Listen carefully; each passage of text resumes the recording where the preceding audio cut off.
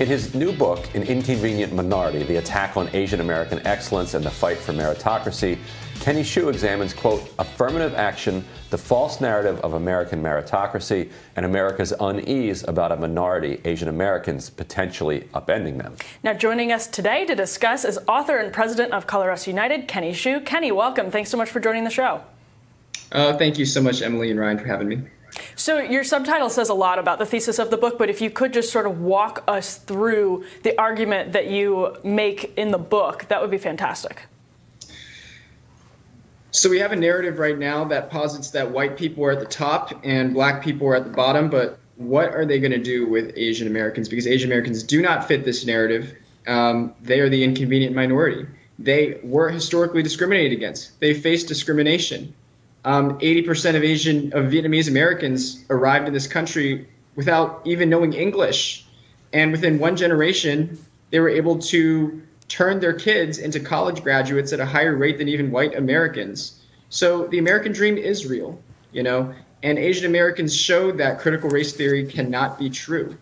And because of this, Harvard University suppresses the story of Asian excellence by discriminating against them in the admissions process, because they base their admissions process based off of this critical race theory language, where blacks are at the top for racial equity and then Asians are at the bottom.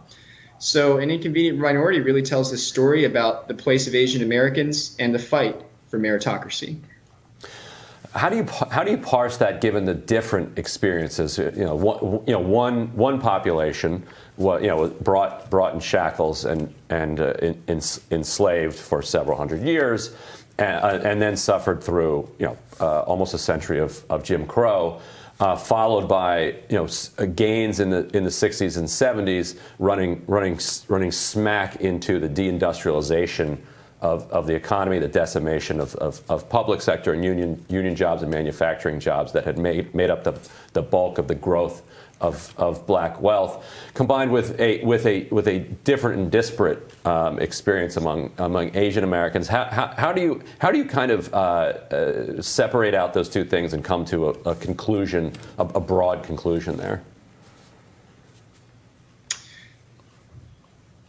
Well, I can give you the most victim-y Asian narrative I could possibly give you. I mean, so many of these Asian Americans who've come here have literally fled from communism, from the Cultural Revolution, from Pol Pot, from dictatorships, from identity politics. And, they've come here and they faced discrimination in the United States, Chinese exclusion, Japanese internment, and yet they still achieve.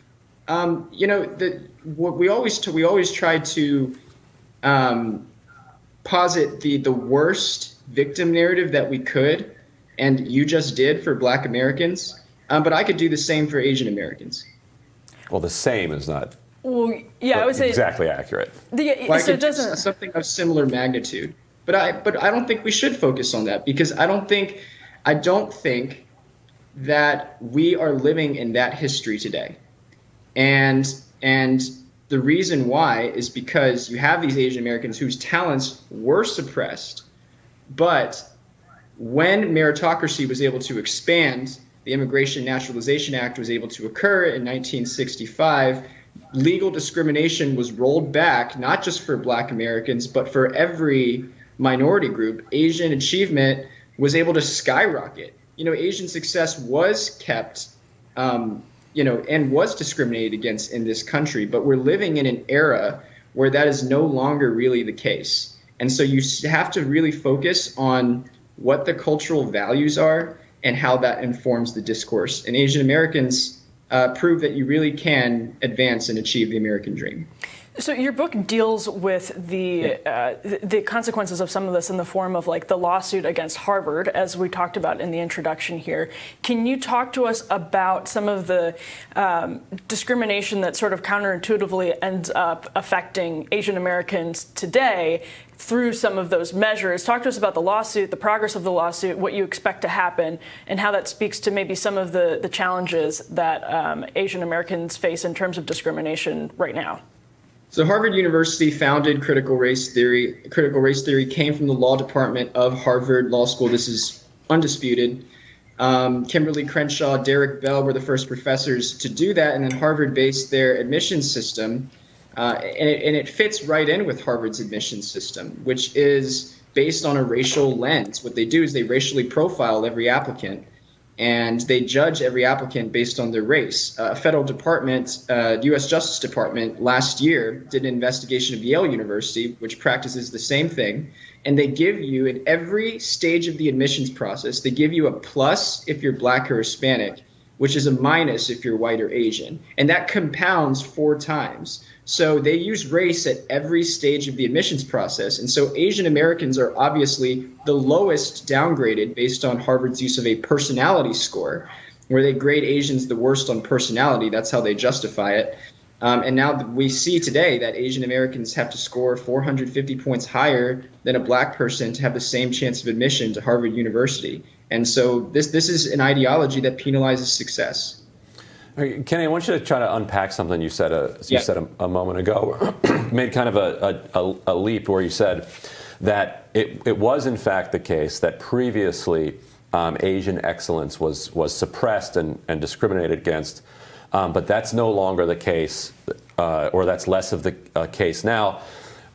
But why are you so sure that Black excellence is not being suppressed today? Maybe you're right. What is the evidence for that, though? Like, why can we stipulate that there was discrimination in the recent past, but that it no longer exists today? Like, what happened that blew it all up? So Heather McDonald did a study in the City Journal. You guys can look it up. Called "The Problem of Blaming Everything on Bias." So in this study, which is, has profound evidence, and I read it, I'm about to shed a very unfortunate truth to both of you, and this is not a truth that I relish saying, but the number of Black Americans right now who score higher than a 1550 on the SAT for math, or higher than a 1500 on the SAT for math, is astonishingly low. It's less than it's less than 3,000 people. And per class in America today. So this is not good. This is not good. Put it any way. I don't relish saying that. But the number of Asian Americans who score higher than 1,500 on the SAT is comparatively much larger. Kenny, what are the numbers of Black students who are in wildly underperforming schools compared to Asian American students? They are in underperforming schools. schools. We have to fix the education system. Go ahead. So wouldn't a disparate education system disproportionately impact those who are disproportionately in underperforming schools? Why? Like, this doesn't seem that complicated. What's the context of the systemic climate? Right. So they aren't. First of all, Black Americans are in underperforming schools. There's absolutely no doubt about that. But they're in underperforming schools. But why are the schools underperforming?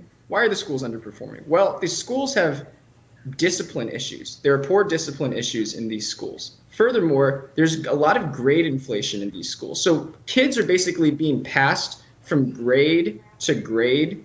And I know my book is about Asian Americans, but here I am talking about a different community. So take it with what you will. But students are basically being passed from grade to grade under grade inflation. And as a result, you have in New York City, you have these middle schools that have an 80% or 90% graduation rate or a 90% pass rate between the grades 6 through 8. But 15% of these kids score proficiently on the standardized exam that should enable them to pass. So there's a massive cover-up that's going on in these schools. But Kenny, what's your point? Like, don't you think that what I talked about earlier, the hollowing out of the Black middle class in the 80s and 90s, coupled with the drug war massacre? My point is, if we're going to address the problem, we have to address the real problem. And the real problem is in these educational communities is not systemic racism done by whites against Blacks. It is the failure of the public education system, which is made up of not just whites, but Blacks, Latinos, and Asians as well. And so that's the problem. It's not racism. That's what I'm saying. So I think Ryan's point, and it gets into sort of chicken or egg, Ryan's point is that that is a consequence of systemic racism. It's not racism, it's just a system that disproportionately disadvantages one particular race. Based on but that's not racism. Do you have a system what that would you call that? disproportionately disadvantages. That's what you just said. You just said that the public education system disproportionately. Whose fault is that? The people that run the system, obviously. So this is where it becomes. Who runs the system? Who do you think runs the system? People? I mean, I think there are so many. This is the problem with the systemic racism argument, is that the people, the superintendents of a lot of these schools, are not white. They're not white. Certainly, the city governments. But you have to take accountability for your own communities. That's what you have to do. You have to, because that's the only way you can achieve, it's the only way you can succeed in this country, if you take accountability for your own community and your own actions. In a country that's 70% white, you're gonna say that the administrators of the public school system are just uniquely causing this to occur? It doesn't have anything to do with the broader system? And Kenny, we have to run, so this will be last word to you on this.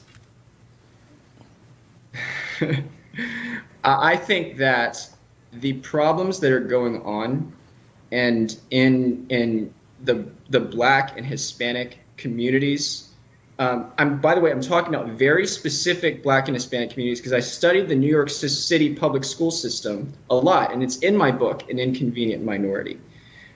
These problems that are going on in New York City's Black and Latino population is a result of failures at every level. You cannot just pin it unicausally on white racism. Kenny Xu, the author of An Inconvenient Minority, thank you so much for your time this morning. Thank you. I appreciate it. We'll be back with more Rising right after this.